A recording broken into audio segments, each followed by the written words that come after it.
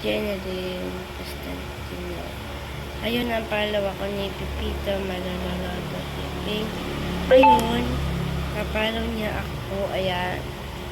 Kapit na sa akin sa TikTok. Ayan. Then, bakit kapalaw niya ako nito? Si Pipito Malololodo na yan. Ayun, yung nanood niya ako na sasayaw ako. Ayan. Sabi sa akin, maganda ako sumayaw. TikTokers pa. Ayan. Oh my God, di ko alam bakit ganito. Bakit kapalaw niya ako ni Pipito Malololodo nito.